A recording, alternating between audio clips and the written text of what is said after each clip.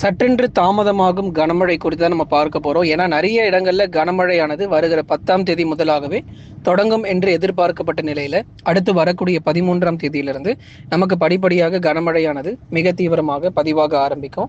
எந்தெந்த மாவட்டத்தில் முதலாவது கனமழை பெய்யும், எங்கெங்கெல்லாம் மிதமான மழை பொழிவு, எங்கெல்லாம் நமக்கு மழையே வராது அப்படிங்கிற தகவலையும் மிக முழுமையாக நம்ம பார்த்து தெரிந்து கொள்ளலாம்.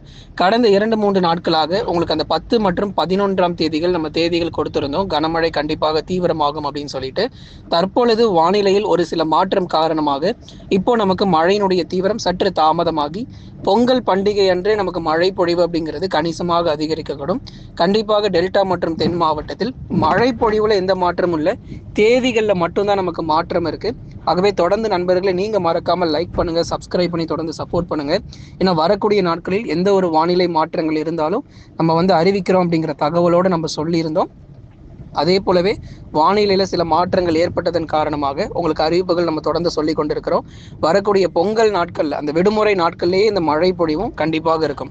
ஆகவே நமக்கு 10 மற்றும் 11ஆம் தேதிகளில் மிக கனமழை வந்தால் பள்ளிகளுக்கு விடுமுறைக்கான வாய்ப்புகள் இருக்குமா அப்படிங்கிற ஒரு கேள்விகளை நம்ம எழுப்பியிருந்தோம். ஆனால் இப்போ அதுக்கான வாய்ப்பும் இல்லை. 10 மற்றும் 11ஆம் தேதிகளில் வழக்கம் போல் பள்ளிகள் செயல்படுவதற்கான வாய்ப்புகளே அதிகமாக இருக்கு. ஏன்னா மழை பொழிவு சற்று தாமதம் ஆகுது அப்படிங்கிறதுனால பொங்கல் நாட்கள் அந்த விடுமுறை நாட்களிலேயே இந்த மழை பொழிவும் கடுமையாக பதிவாகி ஓய்வு கொடுக்கும். இந்த பொங்கல் முடிந்த பிறகு படிப்படியாக வடகிழக்கு பருவமழையும் ஓய்வு கொடுக்க போகுது. ஏன்னா பருவமழை கிட்டத்தட்ட இப்பவே ஒரு 95% முடிவுக்கு வந்தாச்சு. இன்னும் ஒரு 5% மட்டும்தான். அது இந்த பொங்கல் நாட்கள்ல மட்டும் கொஞ்சம் மழை வந்துட்டு அதுக்கப்புறம் படிப்படியாக பருவமழை ஓய்வு கொடுத்துட்டு பிப்ரவரி மாதங்களில் வரலாறு காணாத பனிப்பொழிவு நமக்கு ரொம்ப தீவிரமா இருக்கும். எப்படி நமக்கு கடந்த 2024ல வெயிலுடைய தாக்கம் ரொம்ப அதிகமாக இருந்துச்சோ, அதே போல் மழையினுடைய தீவிரம் அதிகமாக இருந்துச்சோ, பனிப்பொழியினுடைய தீவிரமும் ரொம்ப ரொம்ப அதிகமாக இருக்கும். 2025ல் பிப்ரவரி மாதத்தில் பனிப்பொழிவும் சற்று தீவிரமாக எதிர்பார்க்கப்படுது. ஆகவே நமக்கு வரலாறு காணாத பனிப்பொழிவும் ரொம்ப அதிகமாக இருக்கும். சாலைகளில் அந்த வாகனமே தெரியாத அளவுக்கு அந்த பனிப்பொழியினுடைய தீவிரம் பிப்ரவரி மாதங்களில் இந்த வருஷம் நம்ம அதிகமாக எதிர்பார்க்கலாம். ஏன்னா இந்த பொங்கல் நாட்கள் வரைக்கும் மழை விட்டு விட்டு பதிவாகுது அப்படிங்கிறதுனால பனிப்பொழிவு இப்போவே நமக்கு தீவிரமாக இருக்குது. ஆனால் இதை விட இன்னும் நமக்கு தீவிரமாக வரக்கூடிய பிப்ரவரி மாதங்களிலும் நிச்சயமாக நமக்கு எதிர்பார்க்கப்படுது. ஆகவே மழையினுடைய தீவிரமானது கண்டிப்பாக டெல்டா மற்றும் தென் மாவட்டங்கள், தென் மாவட்டத்தில் மதுரை, திண்டுக்கல், விருதுநகர், சிவகங்கை, ராமநாதபுரம், தூத்துக்குடி, திருநெல்வேலி உள்ளிட்ட மாவட்டங்களிலும் கனமழையாக நமக்கு பதிவாகும்.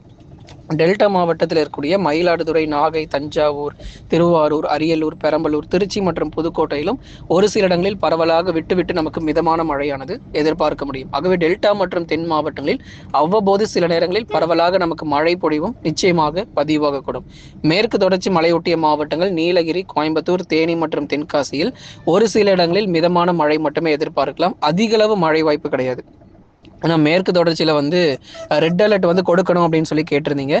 ரெட் அலர்ட் பொறுத்த வரைக்கும் மேற்கு தொடர்ச்சி மலையொட்டிய மாவட்டத்தில் எப்போ கொடுப்பாங்க அப்படின்னா, உங்களுக்கு தென்மேற்கு பருவமழை ஜூலை மற்றும் ஆகஸ்ட் மாதத்தில் தான் நமக்கு மேற்கு தொடர்ச்சி மலையொட்டிய மாவட்டத்தில் ரெட் அலர்ட் மற்றும் அதி கனமழை கொடுப்பாங்க. ஆனால் இப்போவே நீங்கள் நிறைய பேர் கோயம்புத்தூரில் பொள்ளாச்சி, கிணத்துக்கடவு இந்த பகுதியிலிருந்து நிறைய பேர் கமெண்ட்ஸ்லையும் போட்டிருந்தீங்க. ஆகவே தற்போதைக்கு மழை பொழிவு அப்படிங்கிறது ரொம்ப தீவிரமாக பதிவாக வாய்ப்புகள் கிடையாது. அதே போல் வட தமிழக உள் மாவட்டங்கள் வேலூர், திருப்பத்தூர், ராணிப்பேட்டை, திருவண்ணாமலை, சேலம், நாமக்கல், கரூர், திருப்பூர் மற்றும் ஈரோடு மாவட்டங்கள், கிருஷ்ணகிரி மற்றும் தருமபுரியிலும் லேசானது முதல் மிதமான மழை மட்டுமே அதிகமாக நம்ம எதிர்பார்க்க முடியும். ஆகவே அதிகனமழை மற்றும் மிக கனமழை, கனமழை கூட நமக்கு உள் மாவட்டத்தில் பதிவாகாது நண்பர்களே. கனமழை பெய்யக்கூடிய மாவட்டங்கள் மயிலாடுதுறையிலிருந்து தூத்துக்குடி வரை இருக்கக்கூடிய கடலோர பகுதிகளுக்கு மட்டும்தான் இந்த கனமழையானது பதிவாகுமே தவிர மற்றபடி மற்ற மாவட்டங்களில் எதிர்பார்க்க முடியாது. நீங்க மறக்காம லைக் பண்ணுங்க, சப்ஸ்கிரைப் பண்ணி தொடர்ந்து சப்போர்ட் பண்ணுங்க. துல்லியமான வானிலை இருக்கையும் ஒவ்வொரு நாளும் கேட்டு பயன்பெற்றுக் கொள்ளுங்க.